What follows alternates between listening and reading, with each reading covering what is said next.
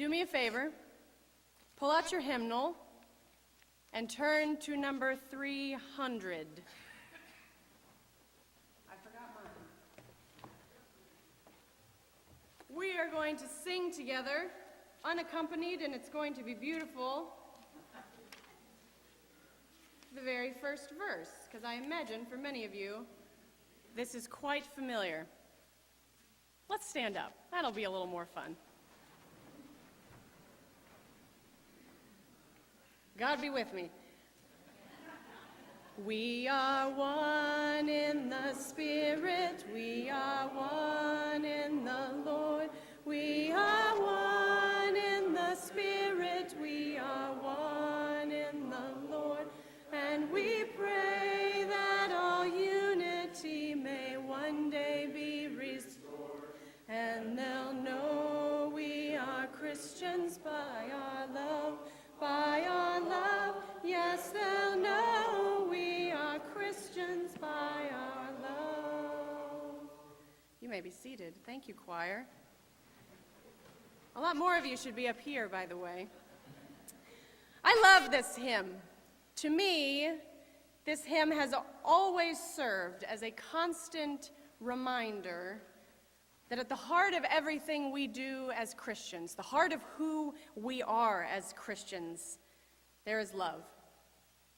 Or perhaps more accurately, there should be love. They will know that we are Christians by our love. So riddle me this: why is it, if love is so central to the Christian gospel, why is it that one of the most constant critiques I hear about Christianity, that you probably hear about Christians, is that they're all a bunch of hypocrites? They claim one thing and they do another. They say one thing and they act in a way that is the antithesis of what they proclaim. You Christians, you claim to love Jesus, and yet you behave in ways that Jesus would never want to associate with. You claim to love the poor and the outcast, and yet you never spend any of your time or any of your money or energy actually loving the poor or the outcast. You claim to have Jesus in your heart, and yet you spend your days tearing others down to feel better about yourself. You might announce your love for your neighbor, and yet in the very next breath you offer judgment and gossip and critique behind their back. We will know you by your love? Prove it, the world seems to respond. And perhaps at times, with good reason. Walk the walk, why don't you? Don't just talk the talk. I found myself dwelling in some of this critique, wondering if the writer John had been up against some similar critique in his time. He writes, "We know love by this, that he laid down his life for us, and we ought to lay down our lives for one another. How does God's love abide in anyone who has the world's goods and sees a brother or sister in need and yet refuses to help? Little children, let us love not in word or speech, but in truth and action.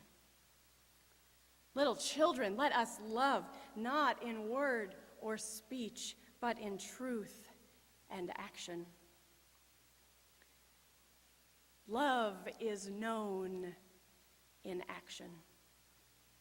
How do we know God's love? Well, we know God's love through God's action in sending Jesus Christ into this world.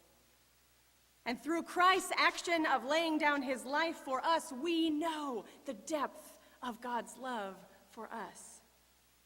The actions of God show us what God is like. And according to Ronald Cole Turner, the same test applies to our love. How do others know what is in our heart or what it is that we truly love? It is visible by our actions.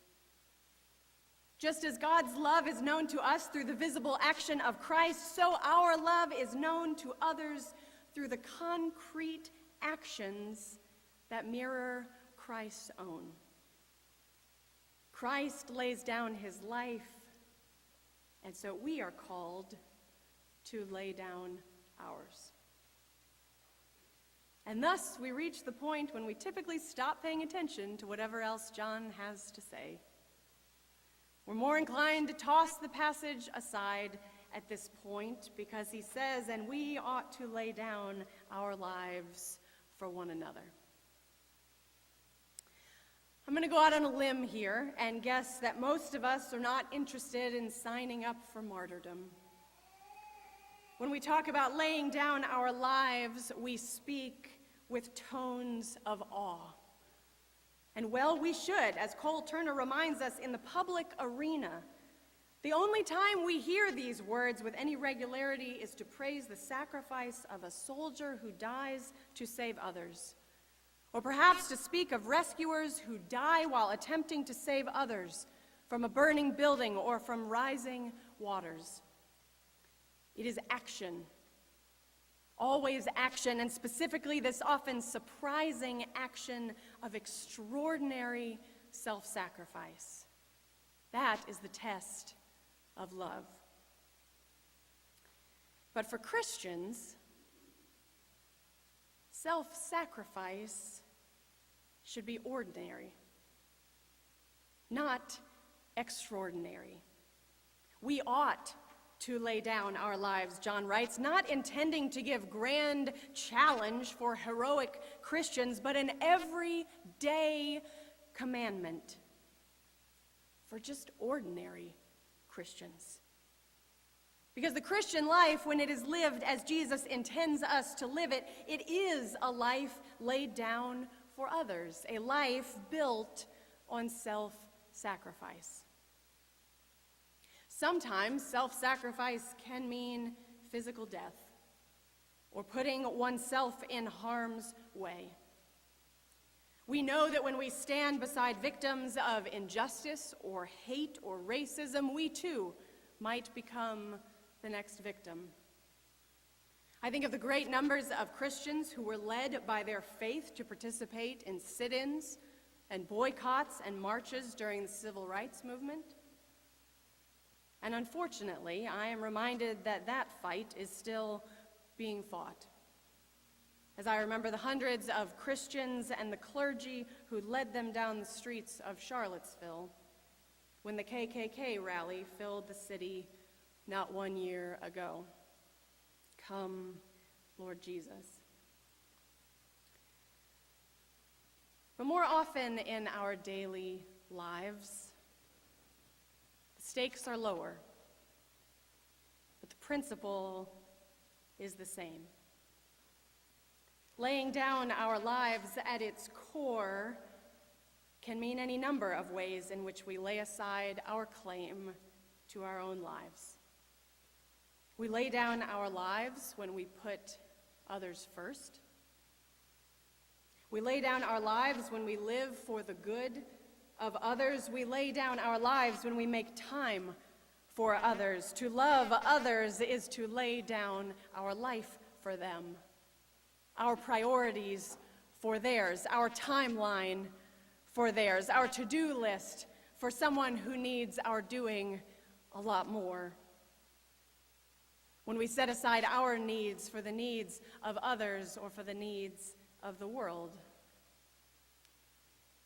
When we have the courage to lay down the completely normal human desire to live for ourselves, and instead we allow the love of God to reorient us toward the needs of others. In all of those ways, we are laying down our lives.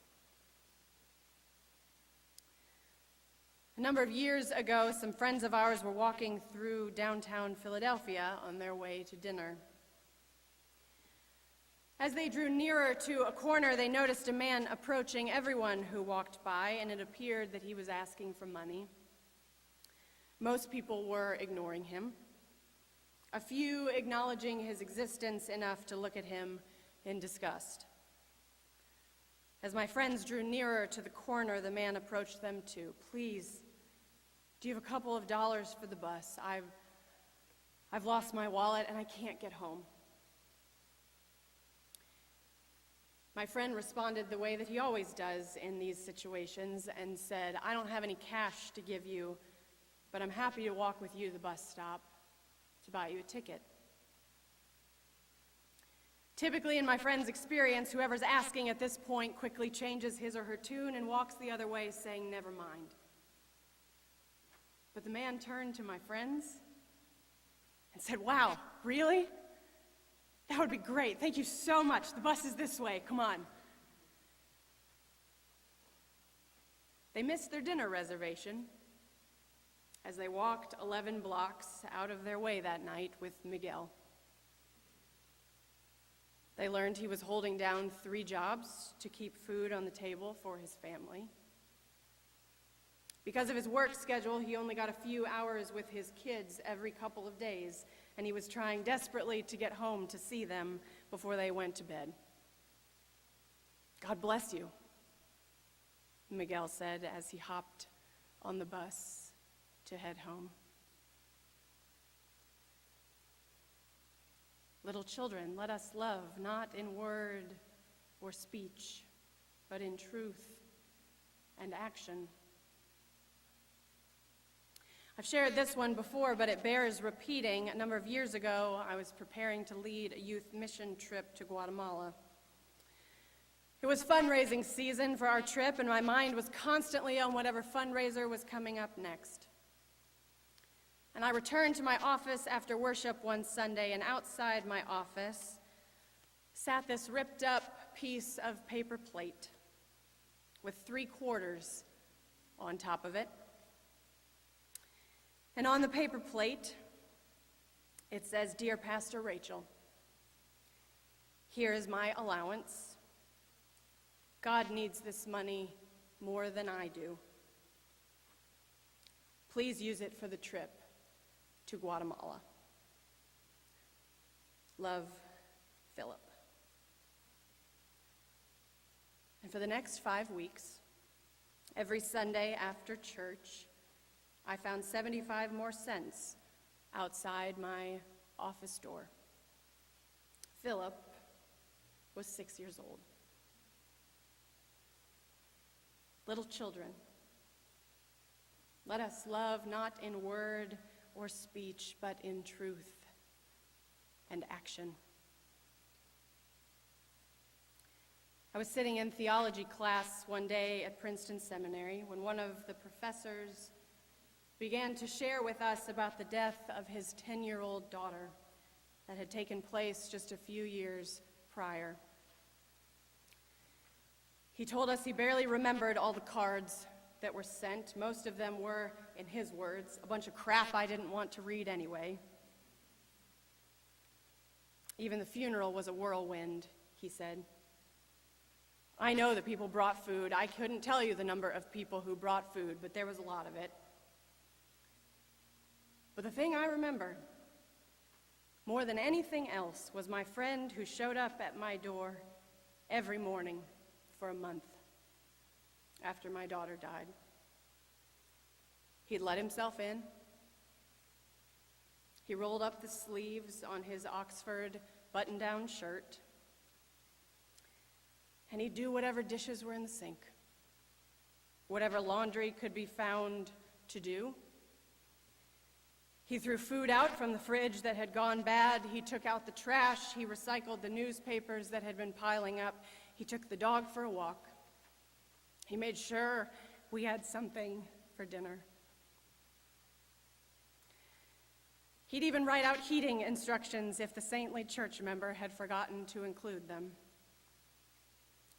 He made a fresh pot of coffee, even if the one he'd made the day before was still sitting there. I'm not sure we said more than 10 words to each other over the course of that month. But he was there. Every single day. He was there.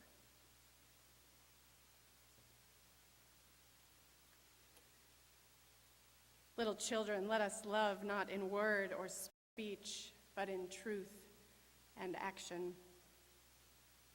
We know love by this, that he laid down his life for us. And we ought to lay down our lives for one another. They will know us by our love, but not if we keep it to ourselves. Not if we only share it with people that we know.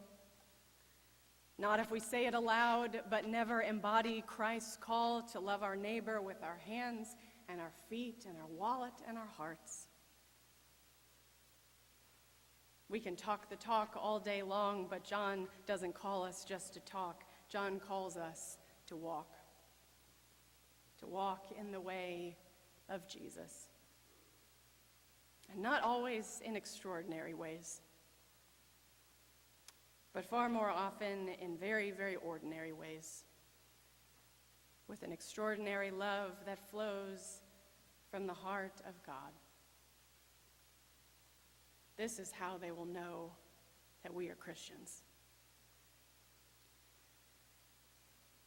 We will walk with each other. We will walk hand in hand. We will